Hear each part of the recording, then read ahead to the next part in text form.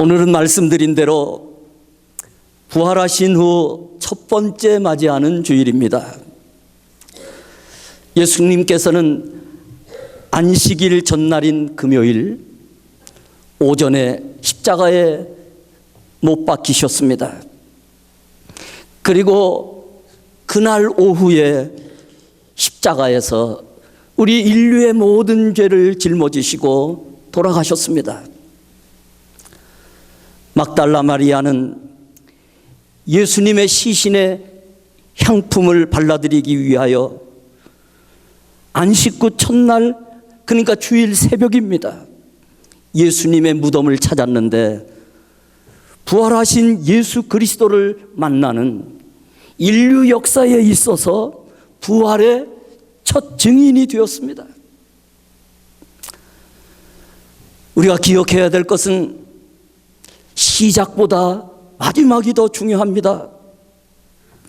주님은 언제나 마음을 다하며 끝까지 믿음을 지키는 자에게 특별한 은혜를 주셨는데 바로 막달라 마리아에게 주신 은혜였습니다. 막달라 마리아가 무덤에 간 때를 요한복음 20장 1절에 이렇게 말씀하고 있습니다.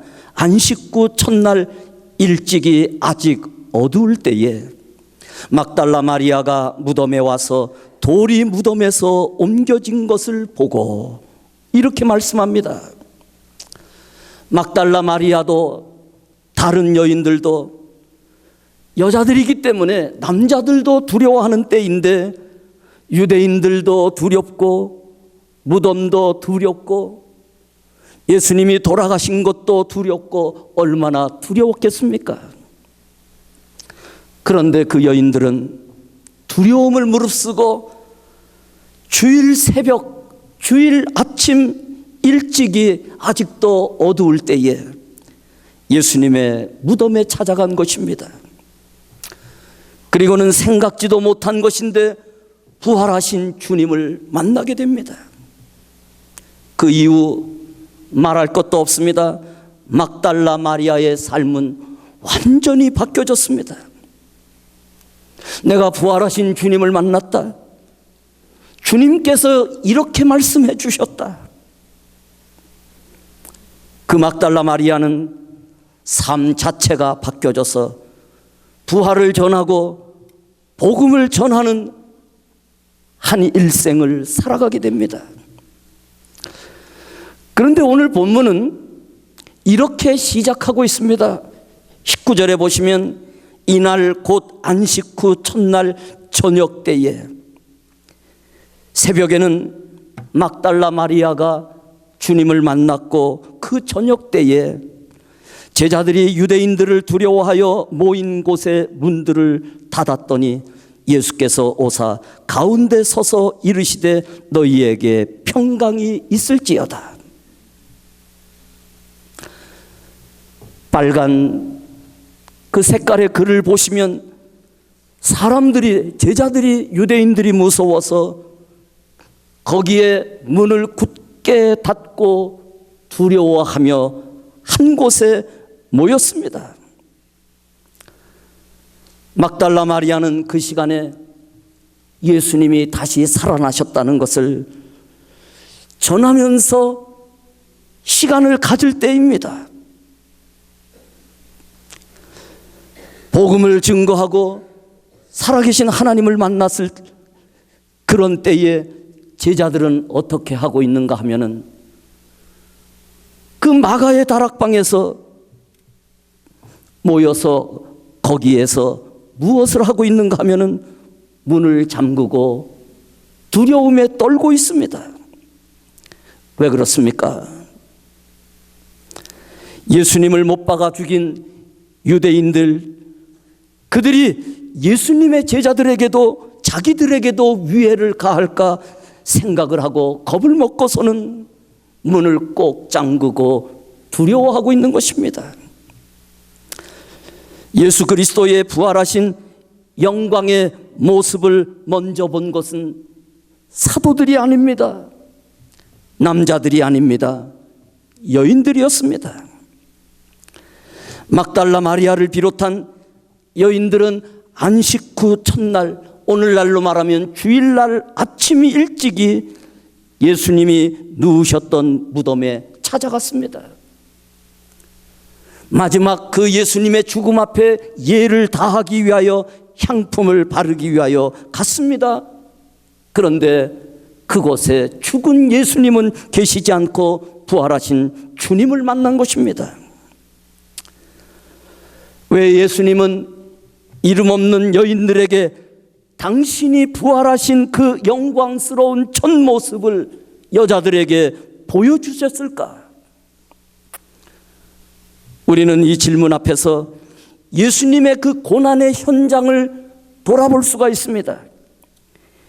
예수님이 운명하시는 순간까지 그 십자가 앞에서 마음을 아파하고 사랑하는 주님이 돌아가셨을 때에 그 사실이 내가 참여하는 그런 사람들은 바로 그 여자들이었습니다. 예수님이 십자가에 못 박힐 때에 힘이 없는 이 여인들은 아무것도 할 수가 없었습니다. 그러나 그들 속에는 예수님을 향한 진실한 사랑이 있었습니다. 그 사랑이 있었기 때문에 그들은 부끄러움과 수치밖에 아무것도 돌아오는 길이 없는 그 수치를 당할까, 오히려 위해를 당할까 사람들은 부인하고 저주하고 피하는 그런 때에 이 여인들은 예수님의 고난의 행렬에 동참하고 묵묵히 따라갑니다. 그리고는 예수님이 돌아가실 때에 누구보다도 아픔을 갖고 눈물을 흘리는 사람들이 그 여자들이었습니다. 그리고 그 사랑 때문에 이미 돌아가신 주님 얼마나 두렵습니까? 유대인들을 만나는 것도 두렵고 여인들이 남자들 없이 무덤에 가는 것도 두렵고 아무리 내 주님이었겠지만 돌아가신 주님의 시체를 만나는 것도 두렵고 그렇지만 주님을 향한 그 사랑 때문에 그들은 두려움을 이깁니다. 여러분, 사랑은 모든 것을 이깁니다. 한번 같이 해보실까요? 사랑은 모든 것을 이깁니다. 우리가 하나님을 사랑하고 주님을 사랑하게 되면 어떠한 어려움도 이길 수가 있습니다. 만약에 이길 수가 없다면 아직도 주님을 덜 사랑하는 것뿐입니다. 그 때문에 예수님은 그 주님의 영광스러운 첫 부활, 그 부활을 사랑하는 여인들에게 보여주신 것입니다. 예수님은 그런 분입니다. 언제나 빈부나 귀천이나 차별이 없이 주님을 사랑하는 사람들에게 당신의 영광을 보여주셨고 당신의 축복을 허락해 주셨습니다. 그래서 주님을 사랑하면서 주님의 은혜를 사모하는 사람들에게는 언제든지 찾아가 주셔서 그들에게 은혜를 베풀어 주시며 아낌없이 은혜를 주셨던 분이 바로 주님이셨습니다. 그렇기에 예수님의 부활의 첫 영광을 바로 이 여인들에게 보여주시는 것은 당연한 것이 아닙니까? 남녀의 차이의 문제가 아닙니다. 직분의 차이가 문제가 아닙니다. 그 문제는 바로 예수 그리스도를 어떻게 사랑하느냐, 그 문제이고 신앙의 핵심은 바로 주님을 사랑하는 문제입니다. 오늘 현대 교인들에게 결핍되어 있는 한 가지 사실이 아이러니컬하게도 진실한 주님을 사랑하는 그 사랑입니다. 무엇보다도 기본적으로 돌아가 그 사랑은 우리 마음속에 굳게 품고 신앙생활해야 될 텐데 오늘날 현대인들과 우리에게는 예수님이 우리를 위하여 어떤 일을 행하셨고 그분을 진실하게 사랑하는 그 사랑의 진실함이 무엇인가, 그 사랑이 결핍되게 그 결핍함을 가지고 예수님을 믿는다고 말하면서도 주님을 사랑하는 그 간절한 마음이 없이 교회를 출입하고 있지는 않습니까? 우리를 위하여 십자가에 죽으신 예수님께서 그런 우리의 모습을 바라볼 때에 그분의 마음이 어떻겠는가는 상상할 수가 있습니다. 그래서 그런 주님을 이해할 수 있도록 하나님은 우리에게 사랑의 경험을 주시는 겁니다. 부부간에도 그 사랑을 통하여서 주님의 사랑을 유추할 수 있고, 사랑이 모든 것을 이기기 때문에 자녀를 사랑하는 본능을 주신 것은 그런 사랑으로 하나님이 우리를 얼마나 사랑하셨고, 우리가 주님을 사랑한다고 하면은 어떤 결과들이 나오는가를 알 수 있도록 우리에게 먼저 사랑을 하나님이 경험하도록 도와주신 것입니다. 저나 여러분이 교회 생활을 할 때에 예배도 드리고 기도도 드리고 많은 일들도 하지만 정말 주님을 사랑하는 그 진실한 사랑과 간절한 사랑이 없다면은 우리는 뭔가 크게 병든 신앙생활입니다. 마침내 주님께서 두려움에 숨어있는 제자들을 찾아오셨습니다. 19절에 이날 곧 안식 후 첫날 저녁 때에 제자들이 유대인들을 두려워하여 모인 곳에 문들을 닫았더니 예수께서 오사 가운데 서서, 제가 이 예수께서 오셔서 가운데 서신 것을 말씀드리기 위하여 빨간 색깔의 글을 만들어 놓았습니다. 주님은 제자들에게 오셨을 때에 문들이 겹겹이 닫혀 있는 그 문을 두들기지도 않으셨고 제자들 보고 열어달라고 하지도 않으셨습니다. 그런데 두려워 떠는 그 제자들 한가운데에 갑자기 나타나신 것입니다. 여러분, 이 상황을 한번 상상해 보십시오. 내가 어떤 이유로 문을 꼭 닫고 숨어 있는데, 두려워 떨고 있는데, 문을 두드리는 소리도 없이, 문을 열어달라는 소리도 없이 갑작스럽게 누군가가, 나 혼자만 있어야 되는 그 장소에 누군가가 나타난다면 얼마나 놀랐겠습니까? 제자들도 마찬가지였습니다. 그때의 상황을 누가복음 24장 37절에서부터 37절까지 이렇게 말씀하고 있는데, 우리 한번 다 같이 읽어보겠습니다. 시작. 저희가 놀라고 무서워하여 그 보는 것을 영으로 생각하는지라 어찌하여 두려워하며 어찌하여 마음에 의심이 일어나느냐. 내 손과 발을 보고 나인 줄 알라. 또 나를 만져보라. 영은 살과 뼈가 없으되 너의 보는 바와 같이 나는 있느니라. 영은요, 살도 없고 뼈도 없습니다. 사람들에게 보이지 않는데 예수님이 부활하신 그분은 영인 것은 틀림이 없음에도 불구하고 예수님에게는 손도 있고 발도 있고 몸을 그대로 보여주시고, 부활하신 주님의 몸임에도 불구하고 예수님은 시간과 공간을 초월하시는 영을 가지고 계심에도 불구하고 그대로 몸도 가지고 계신 것을 제자들에게 각인시켜 주신 것입니다. 그렇기에 예수님이 이 자리에도 오실 수가 있습니다. 우리의 문을 두들기지 않아도, 우리의 문이 꼭꼭 잠겨져 있어도 영으로 가지고 있는 몸으로 그대로 우리에게 오셔서 우리를 축복하실 수도 있고, 우리의 기도를 들어주실 수도 있고, 우리와 함께 예배 드리실 수도 있고, 하나님을 만나기를 원하는 사람들에게 간절한 마음으로 그들을 위하여 중보 기도해 주실 수도 있고, 그래서 예수님은 지금도 우리와 함께 계셔서, 왜냐하면 두세 사람이 주의 이름으로 있는 곳에 주님도 함께 하시기 때문에 이 자리에는 예수님이 계신 것을 믿을 수 있기를 바랍니다. 보이지 않아도 이곳에 예수님이 계시고 이곳에 우리와 함께 계셔서 간절한 소망으로 눈물로 기도하는 성도들의 그 기도와 예배를 받아주시기 때문에 오늘 이 자리의 주인공은 그 누구도 아니고 보이지 않는 곳에서 우리와 함께 계시는 주 예수 그리스도께서 우리의 주인공이시요 또한 우리를 축복해 주시는 분이시요 우리의 예배의 대상이시기도 하시고 우리와 함께 하시는 분인 것을 제자들에게 가르쳐 주신 것입니다.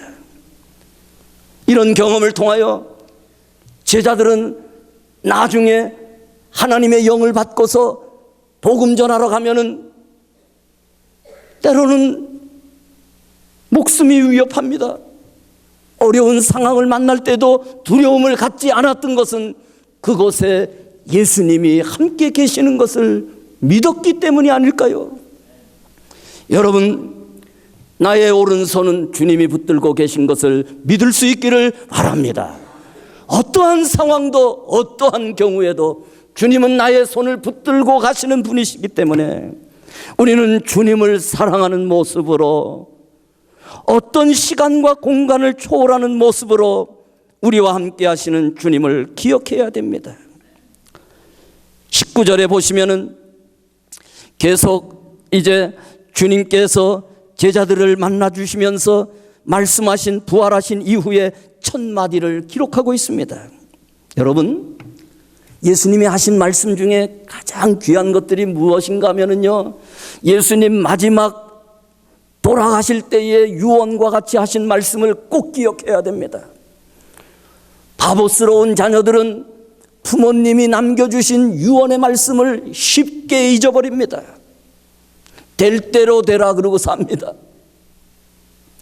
그것처럼 예수님의 마지막 말씀은 신앙생활의 가장 핵심이요, 부활하신 이후에 우리 주님이 하신 말씀 또한 가장 귀한 것이기 때문에 이 말씀을 잊어먹고 신앙생활하면 그 신앙 헛것입니다. 아무리 열심히 해도, 아무리 많은 기도를 해도, 아무리 말로 주님을 사랑한다 할지라도 주님의 마지막 유언과 같은 말씀, 부활하시고 첫 번째 해주시는 이 말씀들을 기억하지 못하면서 신앙생활한다면 그 신앙은 헛것에 불과합니다. 주님이 부활하셔서 제자들에게 하신 첫 번째 말씀은 너희에게 평강이 있을지어다, 그 말씀입니다. 여기 평강이라는 말은 이 에이레라는 뜻인데 헬라어는 그렇게 말하고 히브리 사람들이 즐겨 쓰는 샬롬, 똑같은 단어입니다. 그것은 평안, 또 평화, 화평, 평강, 다 그런 말로 해석이 되는데 같은 말입니다. 그런데 여러분, 이 말씀이 얼마나 중요했는가 하면 21절에 또 반복합니다. 예수께서 또 이르시되 너희에게 평강이 있을지어다. 왜 이렇게 예수님이 반복하고 있습니까? 그것은 예수님이 제자들을 만났을 때의 두려움에 떨고 있고 죽음의 문제도, 유대인의 문제도, 내 앞날의 미래도 모든 것이 두려움의 대상이었는데 그 두려움에 떠는 제자들에게 우리 주님께서 하시고 싶은 말씀이 무엇인가 하면, 가장 먼저 해주시고 싶은 말씀이 무엇인가 하면 너희에게 평강이 있을지어다. 사실 여러분, 이거는 신앙과 다른 말 같고 그렇지만 내 마음에 두려움이 생기고 무언가 하나님을 섬기는데, 그리고 신앙생활하는데 주저주저하게 되는 그 모든 것들, 그것은 두려움의 일종이고 사실 그것은 불신앙입니다. 두려워 말라 하시는 주님의 말씀을 믿지 않는 불신앙의 연고요, 하나님의 말씀을 살아있는 말씀으로, 하나님의 말씀은 살아있는 말씀이기 때문에 그 말씀을 믿으면 생명력이 있어서 믿는 대로 된다는 사실을 믿지 않는 불신앙이기 때문에 하나님의 말씀을 믿지 않는 제자들에게 하나님의 말씀 앞에 서라, 그 말씀 붙들고 살라는 주님의 의도이고 주님의 음성인 것입니다. 인색한 마음들도 여러분, 그것이 하나의 사람의 성격의 문제 같으죠? 아닙니다. 그것은 불신앙에 관한 문제입니다. 그래서 두려워하는 가운데 하나님은 복 주시는 법이 없습니다. 인색한 가운데서 하나님께서 축복해 주시는 것이 없습니다. 왜냐하면 하나님은 믿음을 초월하지 않습니다. 그 믿음을 축복해 주시고 그 믿음대로 하나님께서 인도하시기를 원하실 뿐이지, 두려워하는 자에게, 불신앙을 갖는 자에게, 인색한 자들에게, 믿음이 없는 자에게 하나님께서 축복해 주시는 것이 없기 때문에 두려워하는 사람들은 복을 받기를 간구하면 안 됩니다. 불신앙을 가진 사람들이 하나님 앞에 하나님의 축복을 간구하지 말아야 될 것은 하나님은 믿음을 초월하지 아니하시기 때문인 것입니다. 그래서 여러분, 평강의 원천은 바로 하나님이십니다. 바로 주님이십니다. 두말할 것도 없이 부활하신 주님께서 그 가운데 계시면서 제자들에게 평강을 주신 것입니다.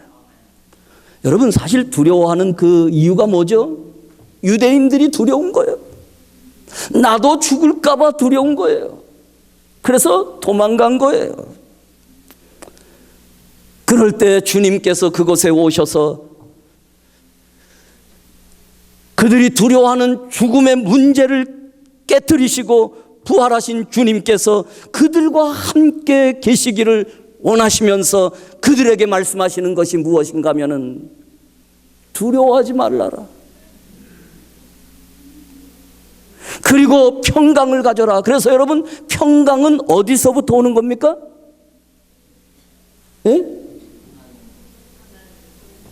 예, 하나님으로부터 오는데 하나님은 무엇을 초월하지 않습니까? 믿음을 초월하지 않기 때문에 두려움을 이기는 것은 믿음인 것이고, 평강을 갖고 하나님 앞에 담대히 살아가는 것은 바로 믿음으로부터 오는 것인데, 그 믿음은 하나님께서 주시는 것이기 때문에 평강의 원천은 바로 주님이시요 말씀인 것입니다. 그리고 부활하신 주님은 계속 말씀하십니다. 21절에 보시면 다 같이 읽겠습니다. 시작. 예수께서 또 이르시되 너희에게 평강이 있을지어다. 아버지께서 나를 보내신 것 같이 나도 너희를 보내노라. 이 말씀의 가장 그 결정적인 순간이 바로 여러분, 주님과의 제자들의 만남인데, 제자들은요, 믿음도 또 간절한 사랑도 다 잊어버리고 도망간 겁니다. 그리고는 마가의 다락방에서 이제 숨어서 문을 꼭 잠그고 어떻게 하면은 죽지 않을까, 그런 마음으로 제자들이 다 주님을 배신한 가운데 있는 것입니다. 그런 첫 대면 속에 주님은 배신자들을 꾸짖지 않으셨습니다. 오히려 그들에게 당신의 평강을 부어주시면서 아버지께서 나를 보내신 것 같이 나도 너희를 보내노라. 다시 말하면요, 제자들이 여전히 부족하지만, 여전히 허물투성이지만, 저나 여러분도 여전히 부족하지만, 그러나 주님은 우리를 제자로 사용하시기를 원하시고 우리를 신뢰해 주시는 것입니다. 인정해 주시는 것입니다. 이게 주님의 언약인 것입니다. 그것은 실로 위대한 주님의 사랑인 것입니다. 그 큰 사랑과 은혜를 입었기 때문에 제자들은요, 그 이후에 성령 받고 복음의 증인이 되기 위하여 목숨 걸고 복음을 전했던 것입니다. 당연하지 않겠어요? 주님께서 제자들을 보내실 때에 분명한 원칙이 바로 아버지께서 나를 보내신 것 같이 나도 너희를 보내느라, 그 안에 담겨져 있습니다. 하나님께서 주님을 이 땅에 보내신 것 같이 예수님이 제자들을 보내신다는 것이 주님의 원칙입니다. 하나님은 주님을 보내셨고, 주님은 제자들을 보내셨고, 주님은 우리를 보내시는 것입니다. 그럴 때에 하나님의 뜻이 어디에 있는지 내가 원하지 않는다고 그래서 주님이 들여받고 제자들이 나는 못 가요 이러지 않습니다. 왜냐하면 그것은 신앙이 아니요, 그것은 처음부터 잘못된 길이기 때문에 그렇습니다. 그래서 주님께서 하나님 아버지에 의하여 이 땅에 오신 것처럼 주님도 제자들을 보내시는 것입니다. 왜 보냅니까? 주님의 죽음을 전하라는 것입니다. 주님의 부활을 전하라는 것입니다. 그래서 제자들을 보내고 제자들을 통하여 교회를 세우셨는데, 교회의 목적도 다른 것이 아닙니다. 다른 일 너무나 열심히 하려고 하면 안 됩니다. 교회에 와서 교회를 세우신 우리 하나님의 목적을 이루는 것이 교회지, 교회가 너무나 복잡해도 안 됩니다. 교회가 가장 중요한 일 빼고 너무나 많은 일을 하려고 해도 안 됩니다. 교회는 단순해야 되는데 교회를 세운 목적을 이루는 것입니다. 셀을 세우신 목적도 교회를 세우신 목적을 이루기 위하여 셀을 세우는 거고, 기관들도 마찬가지입니다. 그 한도 내에서 가장 열정적으로 기관도 셀도 바로 교회를 세우신 목적을 이루기 위하여 하는 것입니다. 그래서 여러분, 교회의 성도들은 때로는 정말 훈련을 열심히 받아야 합니다. 왜냐하면 훈련을 통하여서 왜 하나님께서 교회를 세우셨는가? 왜 하나님께서 나를 부르셨는가? 왜 하나님께서 우리 셀을 세우고 기관을 세우셨는가를 바로 제자 훈련을 통하여서 배우는 것입니다. 그런데 교회를 세우신 목적도 모르고 제자 훈련도 받지 못하면 교회를 세우신 목적을 모릅니다. 셀을 세운 목적을 모르기 때문에 그냥 모르고 교회를 다니는 것과 똑같습니다. 그것은 말입니다, 비즈니스를 하는데 비즈니스 주인이 사람을 고용했던 그 목적을 모르고 가서 일하는 것과 똑같습니다. 그러면은 주인의 마음에 들지도 않고 그 목적도 이룰 수가 없기 때문에 주인과 불화만 생기고 다른 사람들과 불화만 생기고, 나는 옳은 척하지만은 여러분 그게 결코 옳은 것이 아닙니다. 근본을 모르기 때문에 일어나는 것입니다. 그래서 교회는 심플합니다. 셀 목장도 심플합니다. 기관도 심플하고, 우리가 모여서 하나님 앞에 능력받고 은혜받고 축복받는 목적도 심플한 것입니다. 하나님께서 예수 그리스도를 보내신 것 같이, 예수님이 제자들을 보내신 것과 같이 바로 우리들을 주님께서 보내셔서 이 일을 감당케 하시는 것은 우리 모두가 한 마음으로, 한 뜻으로, 한 비전으로, 그래서 목사도 세우시고 장로도 세우시고 교회의 중직자들을 세우시고 교회의 일꾼들을 세우셔서 그 일을 한 마음으로 하라고 교회를 세우신 것이지, 교회가 다른 일을 하는 것이 아닙니다. 그래서 나도 너희를 보낸다는 것은 정말 중요한 교회의 원리요, 우리 성도들의 원리요, 직분의 원리이고, 우리 하나님께서 예수 그리스도를 통하여서 주시는 주님의 명령인 것입니다. 22절을 여러분 계속 보시면은요, 이 말씀을 하시고 그들을 향하사 숨을 내쉬며 이르시되 성령 받으라. 여기 숨을 내쉬며, 숨을 내쉰다는 동사 엠프소는 후 이렇게 숨을 내쉬는 게 아니라 숨을 불어 넣는 겁니다. 여기다가 물을 정확하게 따르듯이 숨을 사람들의 그 숨에다가 넣어주는 것을 말합니다. 주님께서 그냥 성령을 받으라고 말씀하시는 것이 아닙니다. 여기에 주님의 숨결을, 하나님의 숨결을 불어넣어 주시면서 성령을 받으라는 겁니다. 그것은 하나님의 영을 의미합니다.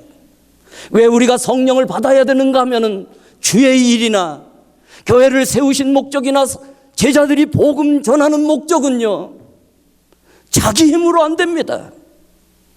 그래서 교회의 모든 일들은 성령 받지 않으면 일할 수 없기 때문에 나도 너희를 보내노라 하시면서 우리 주님이 숨을 내쉬며 이르되 제자들에게 성령을 받으라 명령하시는 겁니다.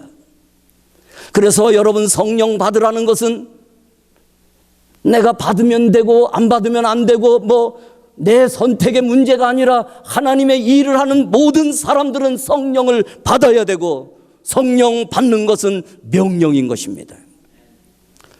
그래서 이 헬라어 동사 엠프소는요, 이 본문에 단 한 번 나오는 단어입니다. 그런데 구약에는 히브리어니까 물론 발음은 다르겠지만 뜻은 똑같은 것이 두 번째 나오는데 그 한 군데가 어딘가 하면 창세기 2장 7절입니다. 여호와 하나님이 흙으로 사람을 지으시고 생기를 그 코에 불어 넣으시니 사람이 생명이 된지라. 여러분, 생기를 받지 않으면요 그냥 흙과 똑같은 거예요. 우리가 성령 받지 않으면요 다 살았고 말도 하고 기도도 하고 예배도 드리는데 하나님과 연관되지 않는 자기의 일을 할 뿐입니다. 그래서 성령 받아야 됩니다. 두 번째도 마찬가지입니다. 이 동사가 에스겔 37장 9절에서부터 10절에 나오는데 생기가 반복됩니다. 하나님께서 에스겔 선지자를 어느 골짜기로 인도하셨는데 그곳에는 마른 뼈 해골만이 가득 차 있습니다. 여러분, 하나님은 해골들과 마른 뼈들과 일할 수가 없습니다.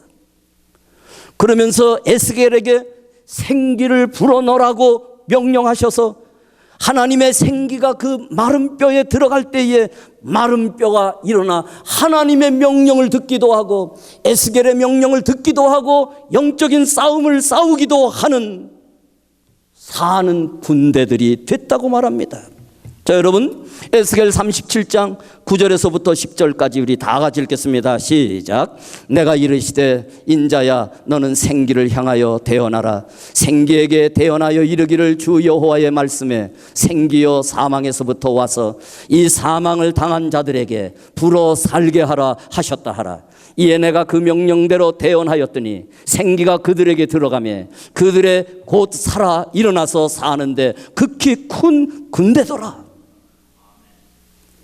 그래서 여러분, 우리 교회 안에서 성령 받고 성령과 함께 일하지 않으면요 영안이 열리지 않는 것과 똑같습니다. 막 움직이는 것 같고 교회 열심히 하는 것 같지만 결국은 여러분 열매 맺지 못합니다. 성령을 따라 살고 성령을 따라 일하지 않으면요 오히려 열심히 일할수록 하나님의 나라가 망가질 수도 있습니다. 왜냐하면 성령 받고 열심히 일할 때는 하나님의 일이 나타나지만 성령 받지 않고 열심히 일하게 되면요 그 열심히 일하는 것 자체가 사람의 일이 되고 영안이 열리지 않기 때문에 봐야 될 것을 보지 못하는 것입니다. 그래서 우리는 성령을 받아야 합니다. 그래서 우리는 성령을 받아야 능력 있는 신앙생활이 되고 그럴 때에 주님의 제자가 되고 주님과 함께 일하는 사람들이 되는 것입니다. 여러분, 우리가 숨을 쉬는 건요 힘이 없어요. 그냥 내 목숨 유지하는 거예요. 영적인 세계는 다른 거예요. 우리가 숨쉬는 숨결은 정말 힘이 없어요. 그렇기에 불안에 떨 수밖에 없고 결국은 여러분 주님 앞에서 그렇게 큰 결심을 했어도 배신의 길을 걷지 않을 수 없는 것은 연약하기 때문에 그렇습니다. 저도 여러분도 성격들이 좋아서 주의 일 열심히 하면 될 것 같지만 여러분 결국은요 힘이 없기 때문에 불안에 떨고 심지어는 결정적인 순간에 배신의 길을 가는 것은 성령 받지 않기 때문에 일어나는 겁니다. 그래서 성령 받으라는 거예요. 성령 받으라.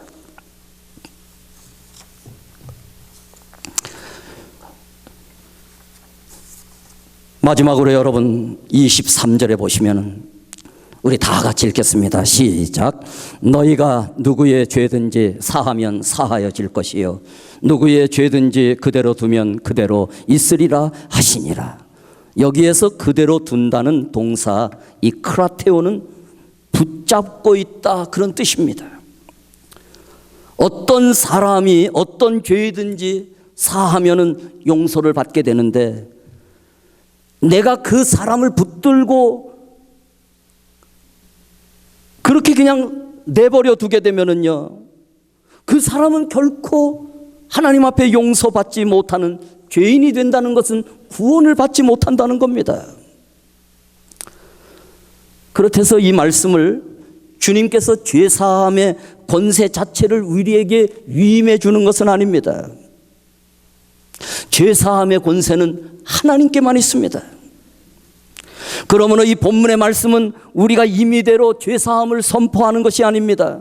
누구든지 그리스도 앞으로 그 사람들을 인도해서 우리의 구원자 되신 예수 그리스도 안에서 하나님으로부터 죄사함을 얻게 해주도록 그들을 하나님을 예수 그리스도를 만나도록 만들어주라는 거예요. 그래서 붙잡으라는 거예요. 지나가는 사람도 붙들어서 주님을 만나게 해줍니다. 내 가장 가까이에 있는 사람들을 붙들어서 예수를 만나게 해줍니다. 이 세상에는요, 주님을 알지 못한 채 죄의 수렁 속에 허덕이고 있는 사람들이 너무나 많이 있습니다. 그들이 주님을 만나지 않으면은 여러분 지옥 갈 수밖에 없는 사람들이 얼마나 많이 있습니까? 그들을 방치해 두지 않고 그들이 주님을 만날 수 있도록 그 역할을 우리에게 명령해 주셨습니다. 그것이 바로 우리의 직임이고 우리의 책임감입니다. 기독교는 예수를 만날 때 일어나는 생명의 역사가 있도록 생명의 종교이고 모든 기독교인들은요, 사람을 살리는 생명의 도구가 되는 것입니다. 그래서 예수 안 믿는 사람들이 우리 주변에 있을 때 그들을 예수에게로 인도할 책임이 누구에게 있는가 하면 바로 우리에게 있습니다. 그렇게 우리는 새 생명 축제를 하는 것입니다. 주님께서 왜 우리를 먼저 부르셨는가? 왜 우리로 하여금 새 생명 축제를 하게 하는 것인가? 이런 것도 여러분 교회의 목적과 똑같은 것이고 셀의 목적과 마찬가지고 우리 모든 성도들과 직분을 가진 사람들의 목적이기 때문에 우리는 이 행사를 그냥 행사로 하지 않습니다. 우리 교회 목적을 이루기 위하여 하는 것입니다. 이럴 때 우리는 아멘 해야 되는데 다시 하겠습니다. 우리는 새생명 축제를 행사를 위한 행사를 하는 것이 아닙니다. 하나님께서 교회를 세우시고 셀을 세우시고 우리를 불러주시고 직분을 주신 목적을 이루기 위하여 하는 것입니다. 그래서 여러분 이거는 잘 감당해야 됩니다. 그리고 하나님께 영광을 돌리는 겁니다. 기본으로 돌아가 하나님께 영광을 돌리는 것이고 기본으로 돌아가 하나님 앞에 복을 받는 일을 행하는 것입니다. 그래서 새생명 축제는 해도 되고 안 해도 되는 것이 아니라 근본에 관한 문제이고 본질에 관한 문제이기 때문에 성도들이 열심으로 하여서 하나님 앞에 영광을 돌리는 것입니다. 부활하신 주님의 말씀을 따라 사는 제자들이 기본으로 돌아가 하나님께 영광을 돌리고 기본으로 돌아가 정말 하나님 앞에 진정한 축복을 이루었던 것처럼 저와 여러분이 기본으로 돌아가 하나님 말씀 붙잡고 살아가는 이 거룩한 역사가 부활 이후 첫 번째 주일을 맞이하시는 저와 여러분들에게 이 은혜와 축복이 충만하시기를 주의 이름으로 축원합니다. 기도하시겠습니다.